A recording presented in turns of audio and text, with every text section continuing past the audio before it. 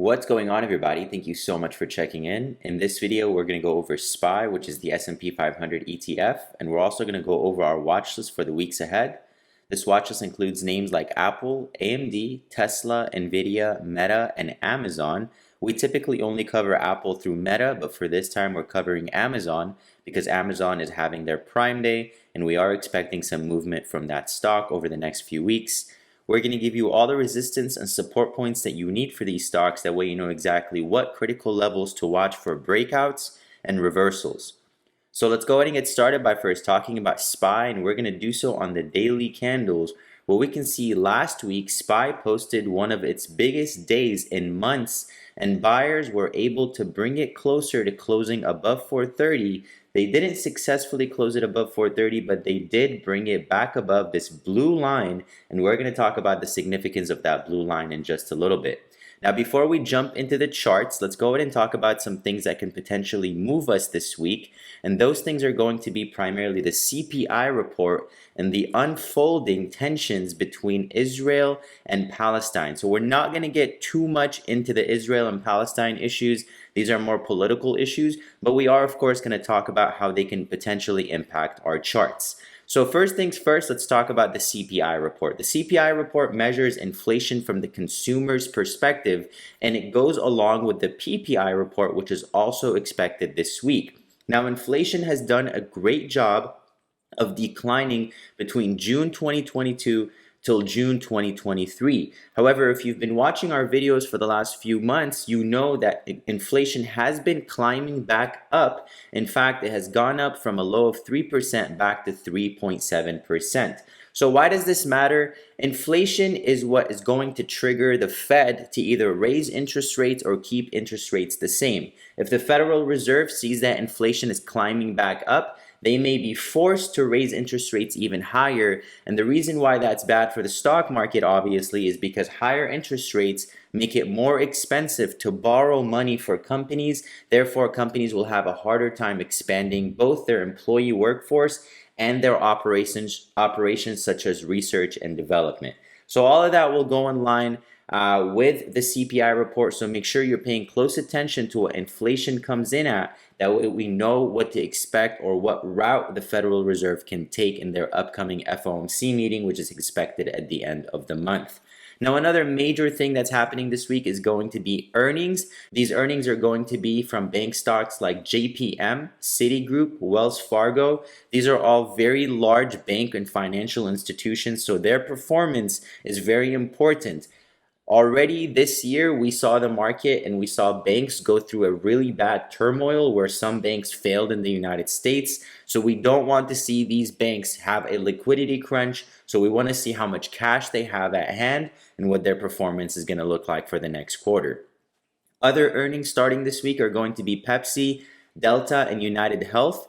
We like these earnings and we like to watch these earnings because earnings from these companies give us what performance can look like for three different sectors. First, we have PepsiCo, which is going to be the consumer defensive. So what's happening on the front lines? Are consumer buying these products that they usually buy, or are they not? So that could set the stage to what other consumer defensive stocks can look like and what their earnings can look like this season. Delta, of course, airlines. We want to see, are consumers spending money on traveling? Obviously, airlines are going to hurt this quarter because of the high fuel costs. And finally, United Health. Of course, healthcare is not going anywhere. We are expecting strong earnings from United Health. So all of these hold heavy weight in different sectors and industries, and their earnings are going to give us an insight of what to expect from their peers in the coming weeks. So now let's jump into our charts, starting with SPY. As we already mentioned, we talked about SPY's strong performance on Friday. We reversed right off that 200-day moving average, which is our point of reversal last time that we went on a multi-month rally. Now we're back up above the 10-day moving average, which we have not been above since we broke below it in the middle of September. So anytime we're trading above a moving average, that moving average will act as a support, such as the 200-day moving average here. And anytime we're trading below a moving average, it will act as a resistance point, where you can see the 10-day moving average acted as a resistance point here when we opened just below it and sold off. So now that we're above it, if you are a bull on the market, the first thing you want to pay attention to when the market opens is where did this daily candle open?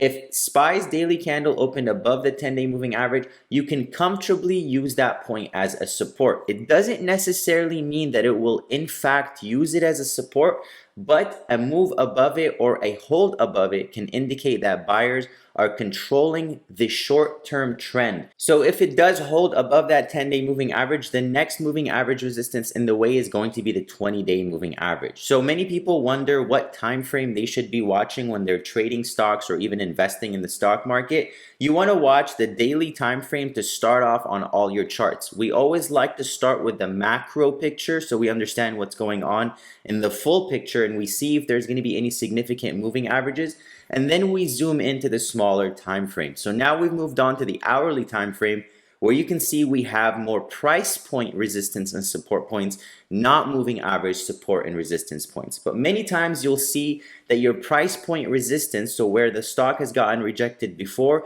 is going to go in line with where your moving averages are trading. So for example, here on the daily chart, we have a resistance right now at 434.46. That's the 20-day moving average.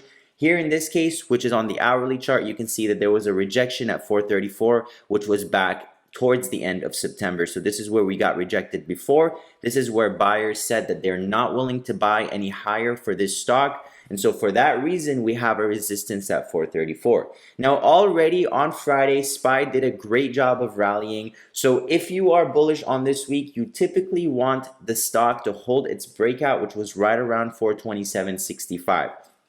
If SPY can defend that support, then we can potentially see a move to test 434, and above 434, the breakout target is going to be 438. So if you're trading calls, if you're longing SPY, if you're bullish on SPY, you can safely enter above 427.65 and have a stop loss just below it. You don't want to have a stop loss just at it, because many times on supports, you will see a fake break below the support before the reversal. So you want to give yourself a little bit of a breathing room. Not too much breathing room, because you don't want to lose too much in case it keeps going down, but you do want to give it a little bit of bounce room just in case it needs a little bit of a dip before it pushes back up. So if it does break out of 434, you can long those calls and you can hold them to 438. And then the second price target is going to be right around 445. Now remember, these are pretty aggressive price targets, especially the 445 one. So if you are looking to trade SPY over the next few weeks, make sure you're checking back into our videos, because we are going to update you on these price targets. Now to the downside, if SPY cannot hold 427.65, it has a lot of room before it can retest a very critical support. That support is going to be 418.80. Now where did we get this support?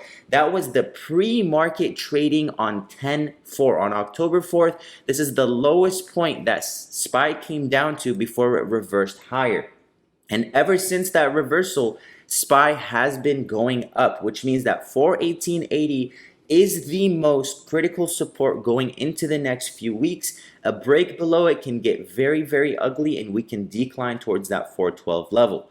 Now, one thing that I have to point out, and usually we don't get into politics, as we mentioned, there is very strong tensions between Israel and Palestine right now. The United States backs up Israel very heavily, so that could cause a little bit of uncertainty, especially with the uncertainty that's already happening from the Russia-Ukraine war. So there will likely be a little bit of blood in the streets on Monday and Tuesday. So we will have to rely on a potential good CPI to propel us higher, because nothing moves markets like economic and financial news. They will move the market more than political news for sure. Now let's move on to the next stock on our watch list, which is going to be Apple. So Apple, like SPY, posted a very strong day on Friday. Let's see where the daily candle ended.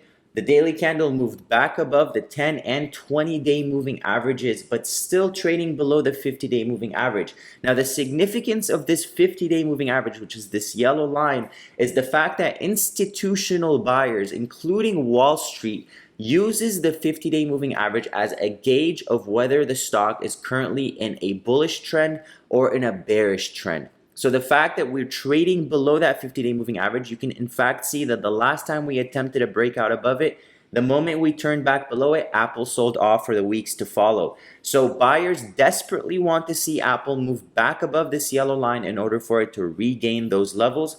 Let's see what Apple is doing on the shorter term charts. So just like last week, we updated a little bit of our targets here. Apple will still need to break out above 180.80 in order for buyers to get a little bit more comfortable. However, buyers will not take full control again until they're above this level. And the significance of this level comes from the fact of how hard it got rejected. So it was a very tough rejection at 190, which makes 190 our bullish pivot point for Apple. Above 190, Apple can skyrocket towards 200 again, but as long as it's below that level, buyers are not going to gain full confidence. Now to the downside, if the news around Israel does move markets lower this week, then Apple needs to defend that 172.75 support in order for it to avoid going back into bearish control. If bears take it below this level, then it can downtrend towards 167.62, which is the reversal point. So remember earlier in the video, we talked about SPY's 418.80 being the reversal point. 167.62 is Apple's reversal point. So if it breaks below it, then it can decline strongly towards 162. So if you are bullish on the stock, you want to be careful holding your calls, and you want to give your calls lots of time just in case Apple needs a lot more breathing room before it moves to 190. And if you are bearish, you don't want to take on puts unless Apple moves below that 172.75. Then you would take on puts potentially or short the stock and have a stop loss just above this level in the case that it reverses back up. Again, we are going to update these levels and price targets next week, so make sure you check back in for our videos. Next stock on our watch list is going to be AMD. AMD, look at that, moved back above the 50-day moving average. In fact, it is one of the only stocks that has moved back above this level. However, it is still channeling down. It has not gotten the breakout it deserves. We're actually holding an AMD position in our group. We've been holding it for a while, and we have a very hefty price target on this stock. If you are interested in trying out our group, we are having a Columbus Day sale. You can start for just $1. We'll leave a link in the bio. Now let's talk about AMD on the shorter term charts. Here we can see AMD reclaimed the bullish level of 105. So now that AMD is above 105, and the significance of 105 comes from this rejection here, you can see that AMD got rejected very strongly at 105. However, now it has reclaimed back above it. That means the price that buyers weren't willing to pay in the past, they are willing to pay now. So going into this week, we want to see AMD hold that 105 in order for us to hold that position. And if it can break above 109.15, we are expecting it to move into the teens, which is around 112. And above 112, it's a very aggressive price target. It is unlikely that AMD will reach that price target this week. So make sure you check back into our videos so we can update you on those price targets. Now to the downside, if AMD moves below 105, it can get a little bit ugly, but it won't get very ugly, and we won't take on a short or a put position unless AMD moves below 99. If AMD moves below 99, then we're expecting a free fall towards 93 to 94, and that would be our downside price target. The next stock on our watch list is going to be Tesla. Tesla has moved back above all of its moving averages, but it hasn't gotten that exponential breakout just yet. Tesla has been flirting with their moving averages between the 10, 20, and 50-day moving averages. So there's definitely a lot of uncertainty, but it seems as though the bulls are controlling that short-term trend. So let's see what's happening with Tesla. Tesla's pivot point, and if you've seen our videos in the past, is 255. Tesla will need to hold that 255 level in order for it to avoid pivoting back towards the downside. So if you are a buyer, you wanted to see it hold above that level, and the resistance you want it to break is going to be above 263.60. If it can move above that level, then Tesla's price target is an aggressive one at 271, and the second price target is going to be around 276. To the downside, Tesla, of course, needs to hold that 255, but bears won't take full control again unless Tesla moves below 243.75. Below that level, it can sharply fall towards 234 to 235, and a put or a short position could be worth it at that point. But just remember, we are going to be updating these price targets again next week, so make sure you check back in. Next stock on our watches is going to be NVDA. Like Tesla, NVDA has reclaimed all of its moving averages. In fact, semiconductors in general, so we already talked about AMD, and NVIDIA have been pretty resilient to the market downturn. Although they did lose a little bit of market share, they still recovered very quickly and already on track to move back into a bullish trend. So let's talk about NVIDIA on the shorter term charts here. We can see that NVIDIA moved above the 451.80 level, and the reason why that holds significance is because this is the level where buyers said that they were not willing to buy above in the beginning of October, but on Friday they proved that they wanted NVIDIA above that level, which makes that the pivot point that you don't want NVIDIA to move back below. Now, as we mentioned earlier, there is feud between Palestine and Israel that can impact stocks early on in the week, so there may be a little bit of a shakeout below that level, but bears won't take full control unless NVIDIA moves below 438.80 and below 429. So if you are bullish, NVIDIA's next resistance is not till 466. If it moves above that level, then NVIDIA has a very aggressive price target around 486, and we're going to add another resistance at 472 just because we see that there was a very strong battle here at 472 before NVIDIA turned lower. So you want NVIDIA to move above 466 and 472 for it to move towards 486. These are very aggressive price targets, so if you are taking on calls or if you're in a shares position, make sure you're giving yourself plenty of time. That way the stock can breathe and slowly move its way up, because it's unlikely that the stock is going to move about $30 in just 1 week. It can happen, however, it's unlikely. Next stock on our watch list is going to be Meta. Now, Meta has been on our watch list for quite some time now, and finally, Meta has gone some upside movement. We did catch calls in our group on Meta. We actually closed out for more than 100% gain on them, which was a fantastic move. Now, let's talk about what can happen with Meta over the next few days or few weeks. First of all, Meta is back above 310.50, which is a good sign for buyers. If you are a buyer or if you are bullish on Meta, you need it to stay above that level to maintain the strongest control. Next resistance for Meta is going to be around 318.50. If it can break above that level, then the next bullish price target is going to be around 324. Now to the downside, Meta below 310.50 has a lot of breathing room to the downside before it reaches the next support. So it is very risky if you are in calls to hold Meta below 310.50. You want the stock to stay above that level because there's not much support below that level until 296.75. Now to the downside, if Meta breaks 296.75, then a short or a put position can work towards 286 to 287. We will be updating these price targets next week, so make sure you check back in. And last but not least, Amazon, which is having their Prime Day this week. We are already holding a Prime or an Amazon position in our group. We have dated it far out, and we have taken a strategic strike price so we can capitalize on the upside move that we are expecting. Now, Amazon on Friday reclaimed its 10-day moving average, and it created what is known as a bullish engulfing candle. This is when a candle fully engulfs the previous day, and it is a green candle. And here in this case, you saw that it did that, which typically results in a bullish reversal. So here in this case, we are expecting Amazon to continue climbing, hence why we took that position. The next resistance for them is going to be around 130.50. If they can break above that level, they have a very modest price target at 132.25. And above that level, we can see there is a gap fill from September 23rd that Amazon can begin working on, which will take it to around 135 to 136.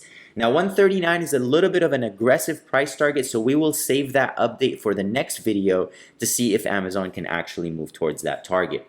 Now, to the downside, Amazon's support is going to be 123. If it breaks below that level, then it has a downside price target of around 119 to 120. So I want to thank you guys so much for checking in. Don't forget to subscribe and like. And again, we are having our Columbus Day sale, which means you can just start for just $1 and get all of our daily setups, including day trades and swing trades. Thank you so much and have a great trading week.